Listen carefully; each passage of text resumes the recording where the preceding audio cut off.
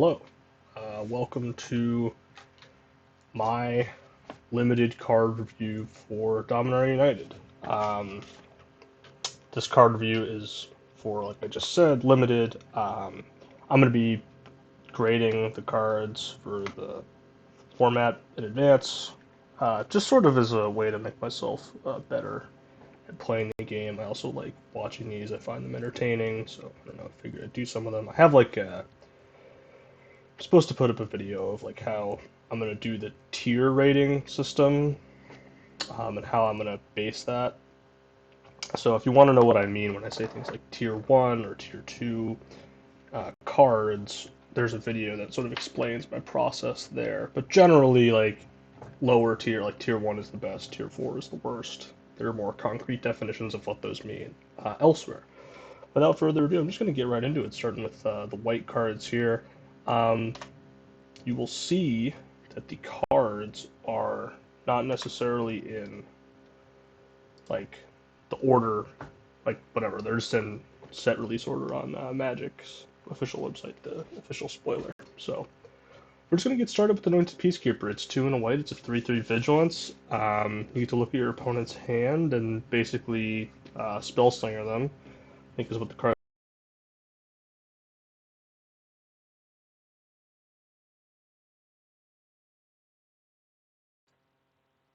But essentially, it just, it's sort of just a 3/3 vigilance upside. It's very efficient. It's a good card. There's really not much more else to say here about the card itself. So let's get on to the next one. Archangel of Wrath, 2 white white for a 3/4 flying lifelink. It's got kicker for black and or red, and when you kick it, it deals 2 damage to things for the number of times you kick it. You gain life when you deal the damage too. That's good. I think people, it's a good card. It's not like spectacular. It's tier 1 still. Like it's still in that top 5 cards in your deck because of just the rate. But I think the kicker is going to be overrated here a little bit. All right, so the next one is Argivian Cavalier, 2 and a white for 2/2, makes a 1/1 soldier, and it has enlist. So what enlist does, if you don't know what it does, is that basically you can tap down another creature that's already been on the battlefield for a turn, or it has haste. Essentially, it has to not have summoning sickness, and it can basically add that creature's power to this creature's power when it attacks. I'm pretty out on enlist in general. I really don't see it being incredibly good. It really leaves you vulnerable to basically any kind of counterattack from your opponent. Also, a lot of the enlist stuff is small, right? Like this is like a 2/2. But if your opponent has like a 2/2 and they just block it, like you're essentially just sort of like, I don't know. Like yeah, it's good against like green 4/4s, but I don't know how many green 4-mana 4/4s you're gonna want to be playing. Like that, like is your opponent's board like a lot of the time gonna be like, oh man, I have this 4/4 and I really like don't want to block this unless I just don't see that happening. Maybe it will, but I'm just not seeing it. But the thing about this card that actually like is more interesting, I think, is the token itself, because I think there is certainly a decent number of things to do with the tokens. Um, Maybe not a ton, but a decent number. I don't know. I think this card's pretty meh. I think it's below average. It's going into tier 3. Next card is a 6-mana 4/4 vigilance, and it costs 1 less to cast for each creature you control.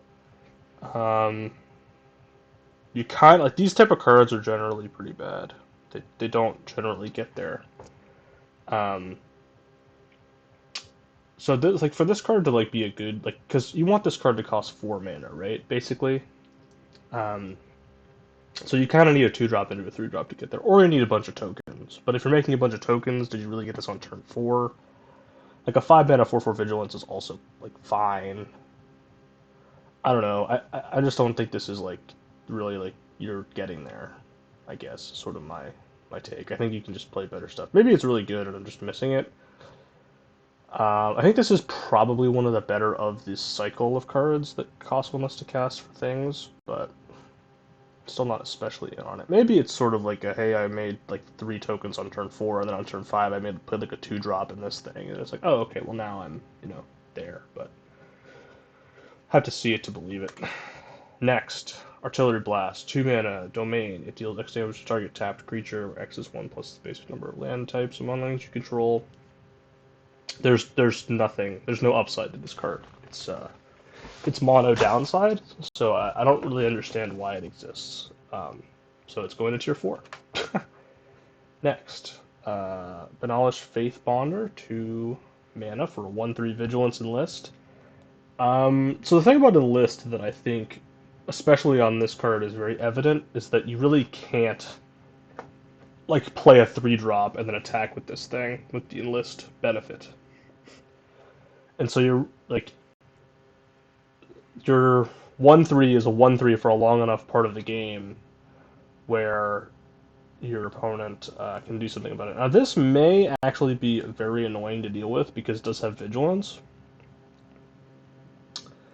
But it's like, okay, so it doesn't get to attack until turn 4, right, with the list. And if how much better is it going to be?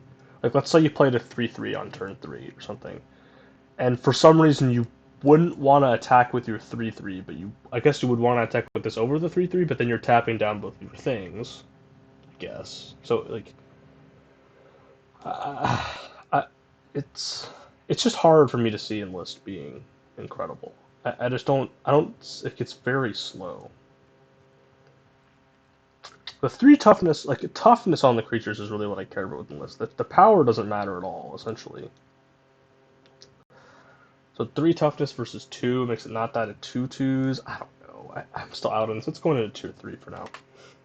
Next, Banalish Sleeper, 2 mana, 3/1. Can kick it for a black, and if it enters the battlefield, if it was kicked, it turns into a Fleshbag Marauder. I'm putting this in tier 2 because it's really like it's this type of card. Like this just seems like White's premier 2-drop, right? Each of the last couple sets, 3 power 2-drops in White have been incredibly good. And I don't see any reason why this trend should stop happening. It's just a lot of power on turn 2. And you're just getting there. You know what I mean? This thing, like, if you draw it late and you have a bunch of tokens because you're in white, and you want to like pay the kicker, and you're in black, like, good for you. You get to just get your opponents like 3/3 or something for a 1/1. Like you're. This card just seems incredibly good. I don't really think there's anything. Like it could even be tier 1. Like I wouldn't be shocked if this ended up being a tier 1 common. There are very few of them every set, but this one could be a tier 1 common. So be on the lookout for that. Captain's Call. It's a reprint, 3 and a white for a sorcery that creates 3 tokens. I don't think you want tokens enough for this to be incredible, but I think that the rate is fine, and maybe in some decks you want it a lot. I don't know. That's my take. Next, Charismatic Vanguard, 2 and a white for a 3/2 with the creatures you control get +1/+1 until end of turn. This is just way worse than the Unicorn we just had in Baldur's Gate. It's playable, but it's not going to lose you the game when you cast it, but it is bad. So that's my take. Next, Citizen's Arrest, 1 white right for a Oblivion Ring, basically. Just creatures and planeswalkers. I actually like, so this versus there's 3 of these removal spells in white that are like this. This one's the cheapest but the hardest to cast. They're all kind of about the same in my opinion. They all seem like white seems to have good removal, and I don't really know why. Like they basically, you'll see in a moment that they gave white some basically just instant speed removal. I don't really know why they did that. It was a very interesting decision. But yeah, I think this is good. These cards are usually good. I don't see why this card would be bad. In the set, I think that it's probably just very good. Hope I've gone too far. Next is Cleaving Skyrider. 2 and a white for a 2/2 flash flyer. There's other text on the card. The other text on the card is not especially relevant. You can, I believe in your reading capabilities. I think you can read it if you wish. You will probably lose to the other text on this card sometimes, like probably like once in the format, and be sad about it. But I don't know. The rate's fine. I just don't like. Is a 3-mana 2/2 flash flare like doing it for you in modern limited? Because it's not. Even with upside, like the upside is extremely minimal. I guess theoretically it can be used, but like it's 6 man. It's 6 man. Like you're really gonna hold up 6 mana when your opponent attacks you with 5 creatures. Like, and you're not gonna lose the game, even though you can block one and deal. Like, I just don't. I don't know. And then like I know when you're attacking, you can go face or whatever and win. And maybe that's it. But no. Next, Clockwork Drawbridge. 1 mana for a defender. And you can pay 3 to tap something, 2 and a white to tap something. I mean, I'm assuming this is truly awful. It's 1 mana more expensive than Gavany Trapper, which was pretty good.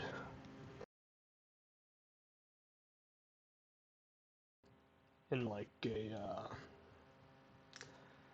Innistrad context. I don't know. Why does it feel... I mean, I want the defender thing to work, like I do want it to work, but do I think that it will work? No, not probably not. I would say it's probably not going to work. But it would be cool if it did. You know what I mean? It'd be cool if it worked. My faith is just extremely minimal. All right, next. Coalition Skyknight. 3 and a white for 2/2 flying with Enlist. So this is pretty much the only thing that's evasive with Enlist. And as you can see, they've decided that they really want it to not be good. It's very all in. Basically, this card is very, very all in. And I don't see how it's ever good, really. I just don't ever see this being playable. So let's like walk through some scenarios here, right? One scenario, you play this on turn 4. Okay, you've played a 2/2 flying on 4. What does your board look like on turn 4? I don't know, you probably played a 2-drop and a 3-drop, and one of your things was probably traded, so let's say you're on average left with like a 3/2 and this in white.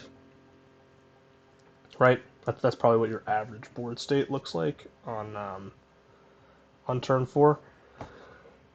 Uh, so yeah, I mean you've got that other 3/2, but and I guess that's sort of the thing that you're trying to tap down to attack with this. Next turn you attack for 5 in the air, but basically you're just signing up to race at that point because the ground is now wide open. Your opponent's going to be able to hit you for 6 if they want. I guess on 5 you can play something like basically you're saying like, all right, I have to have something on board that I'm already interested in tapping. Because the thing you play on 5 you can't tap. And this doesn't block anything ever. So like you play this, you can't attack so like you're just getting attacked next turn. Like you're already behind in the race, right? Like this card is signing up to race and you're already behind in the race because you're getting attacked and this thing can't block. I don't know. I'm out. I'm just out. That's my take. I'm out. Next, Danitha, Banalish Hope, 4 and a white for a 4/4 with many keyword abilities. Many keyword abilities, and there's other text on the card also. That's about it. It's tier 1. That's in case you're wondering whether or not it's tier 1, and it's tier 1. Yeah, I don't know. It's just good rate. I don't know. You can't really. I mean, it's got lifelink or whatever. Next, one of the first of the Defilers. A Defiler of Faith is 3 white for a 5/5 Vigilance. All of them let you cast a permanent of their color by paying Phyrexian mana, basically, instead of the color. And when you cast a permanent of their color, you do something. In this case, it makes a 1/1 soldier. These are all good. They're all tier 1. Some of them are like slightly. I think the green one is the best one, but they're all good. So, I think the green one might be the best rare in the set. Is my take potentially. Anyways, next, Destroy Evil. 1 and a white. You can either destroy a target creature with toughness 4 or greater, or destroy an enchantment. And I don't know, man. I'm out on this card for now, but I don't know. I've been surprised before. I've been surprised before because it is only 2 mana, right? These types of cards typically are bad, but what if this one was good? You know what I mean? Or this type of cards, like they have done well and they've done poorly. So cheapness, I don't know. I'm starting it off low. It can move up fast. It can move up very fast. This is we're open to move on the prior here. We're not locked in on this card. I'm not espousing any takes here. Let's keep that to a minimum. Next, Griffin Protector, 3 and a white for 2/3 flying. Whenever another creature enters the battlefield under your control, it gets +1/+1 until end of turn. This just looks better than the Enlist one to me. This just like, you know what I mean? Like, because you get the stuff immediately. You get to use the stuff that you're playing immediately to deal more damage in the air, and it has 3 toughness, which is way better than 2 toughness. Probably still not enough for it to block really like a whole lot, but at least it can block a 2/2. So like I don't know, this thing seems just better than the Endless one to me. That's my take. Next, Guardian of New Banalish, 1 and a white for 2/2 with Enlist. And when enlists a creature, scry 2, and you can discard a card and make it indestructible and tap it. This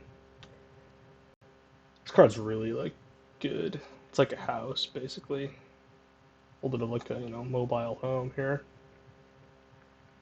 I mean, just the ability to make something indestructible makes it like almost impossible for your opponents to deal with it in combat. Uh,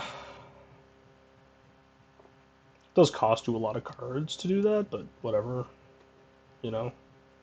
Like this thing is an absolute beater. It's like probably the best thing with Enlist in the set, I would think. So yeah, it's also good aggressive 2-drop in white. Next, Heroic Charge, 2 white white for an instant with a red kicker for 1 and a red, and creatures you control get +2/+1 until end of turn. If the spell is kicked, this creature also can trample. Maybe the worst combat trick I've ever seen. I don't know. This is just like I don't. This is so expensive. Like how can you? Why does it have to be so expensive? And then some with this card, it's also really expensive. It's a 2 and a white for an instant that makes 2 things +2/+2, which maybe is. I don't think that they know I'm out. I'm still no. These are the same. They're the same. They're bad.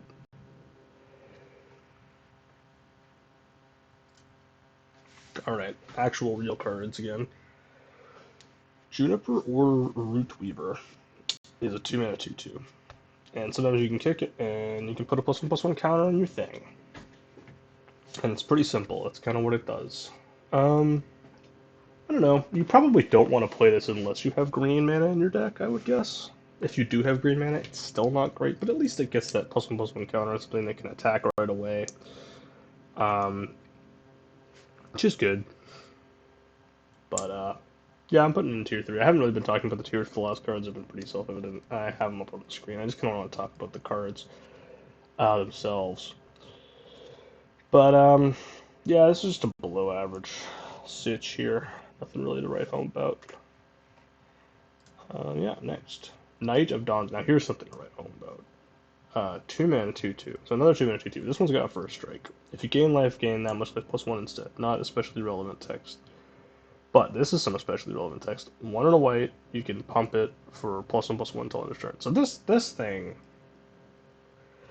uh, questions about whether it's better than the rare. I have questions. I'm not going to definitively say the thing that is indestructible can become indestructible is better than this.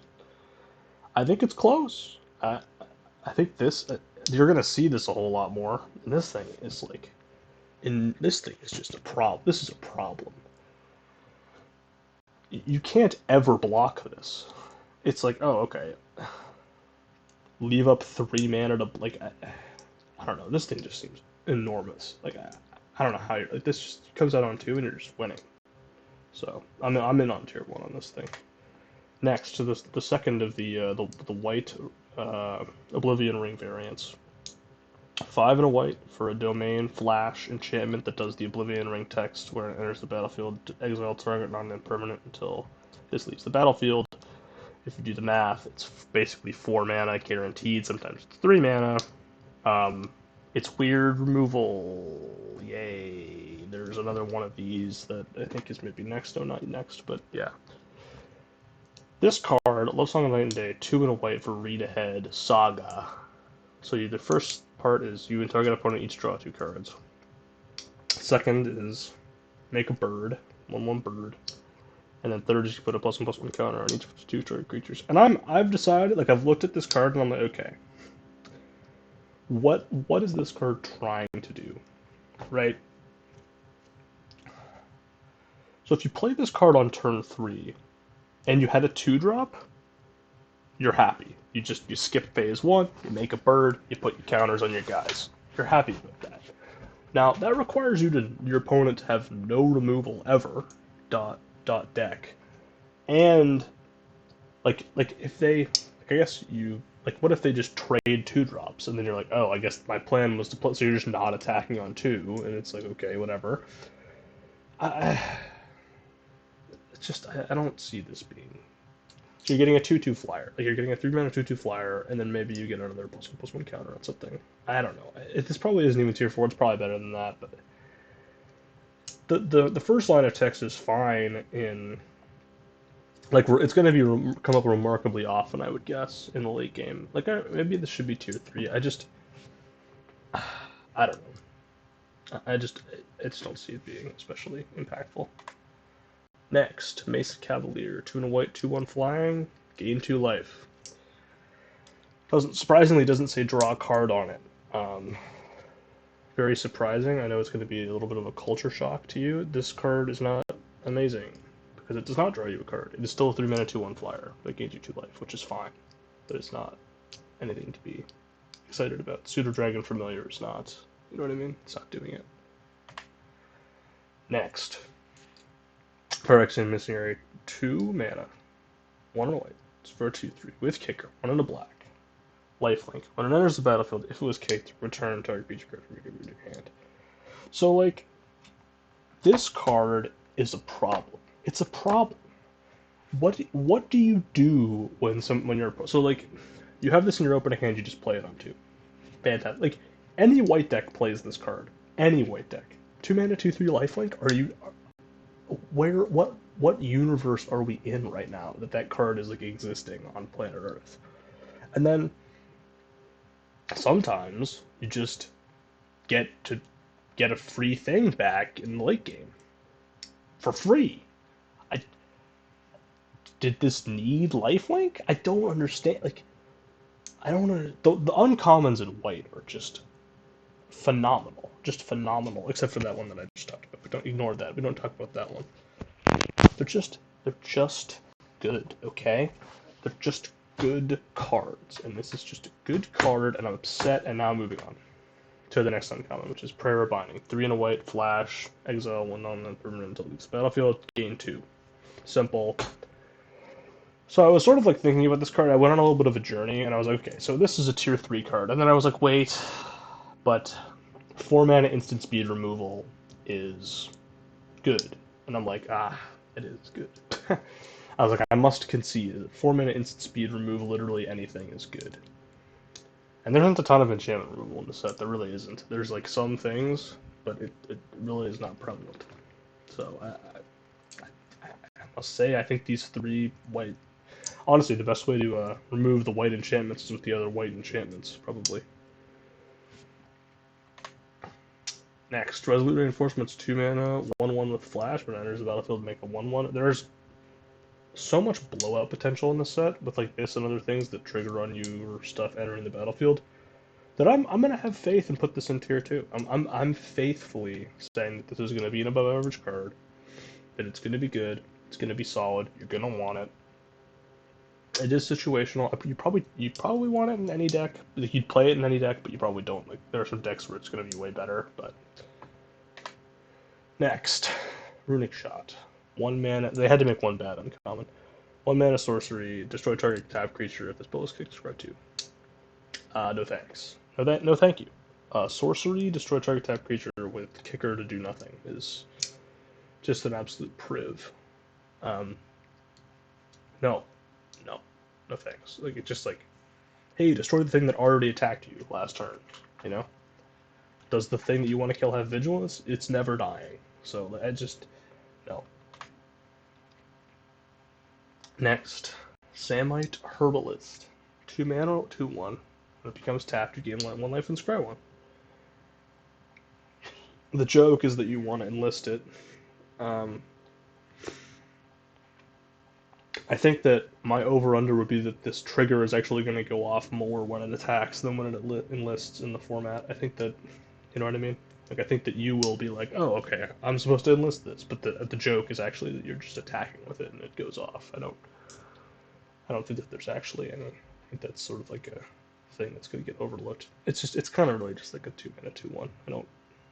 You do gain a life. There's not a ton of like life gain payout. There's not like a Johnny's Pride Mate or anything. It's just like you're just gaining life in this. There's really not like a payoff for it. Next, Sarah Paragon, 2 white, 3/4 flyer, and it's a tier 1 card. There's other text on the card. It gets you stuff back from your graveyard or whatever. Like, it's just a really good card. Sure. Shali's Alkalite, 4 white, 3/4 flying. As kicker for 1 and a green. If it's kicked, it enters battlefield with 2+1/+1 counters on it. It is very expensive. I sort of waffled on where I should put this card, like how I feel about it.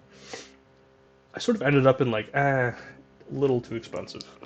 But Youngblue Dragon, the body of Youngblue Dragon, is fine. But the problem is Youngblue Dragon also gives you basically like a thing to do on turn 2, which this fairy does not do. And just having a 5 mana 3/4 flyer probably isn't great, you know,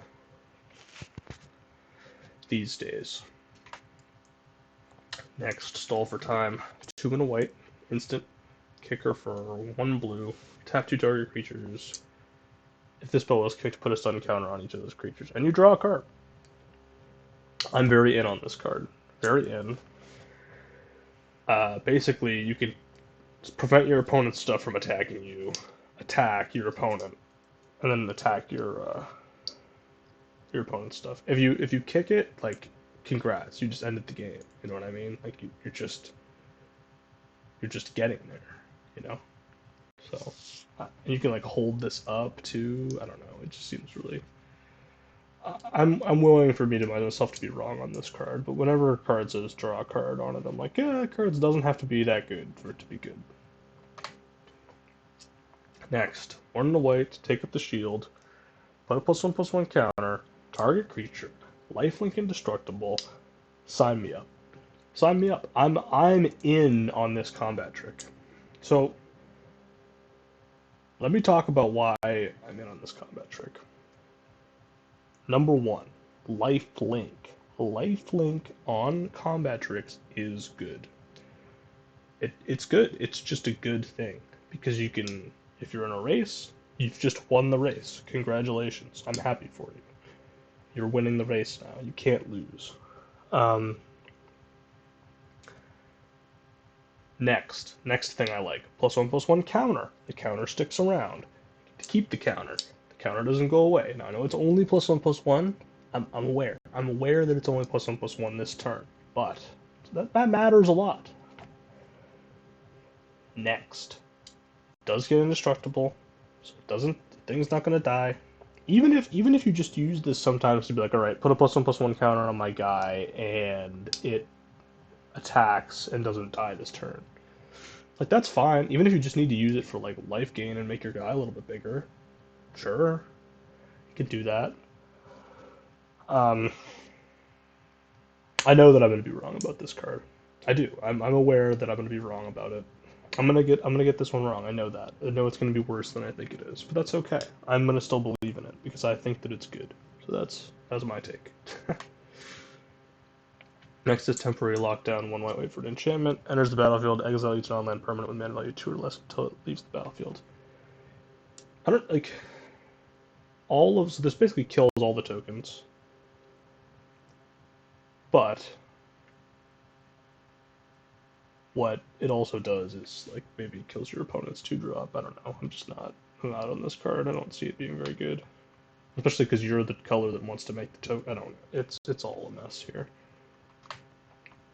Next, we're just going to skip this card. If you want to know what this card does, that's cool. I promise you that it has nothing impactful happening in Limited. It's basically just does Planeswalker stuff. So,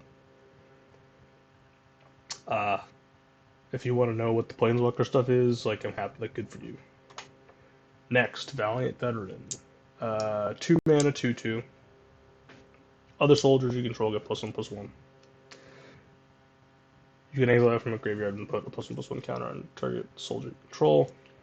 This is just a good rate. All the tokens are soldiers, so you're basically making all your tokens into 2/2s, which is really good. There are some other miscellaneous soldiers, but not very many of them.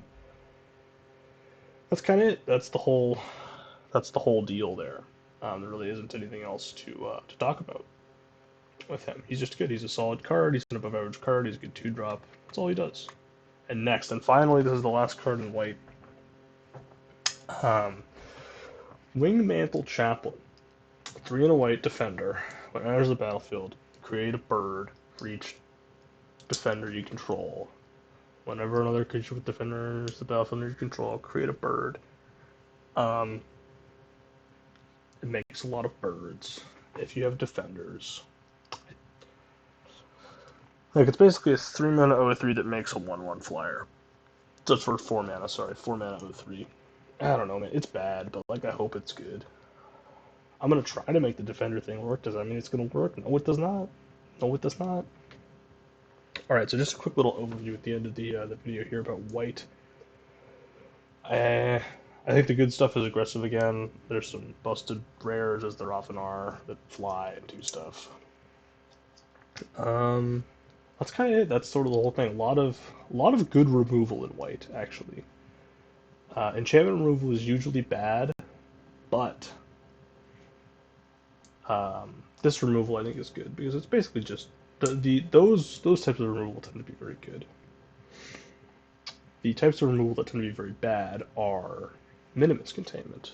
This is another announcement that you shouldn't be playing Minimus Containment in your deck, and if you ever put it in your deck, you have failed.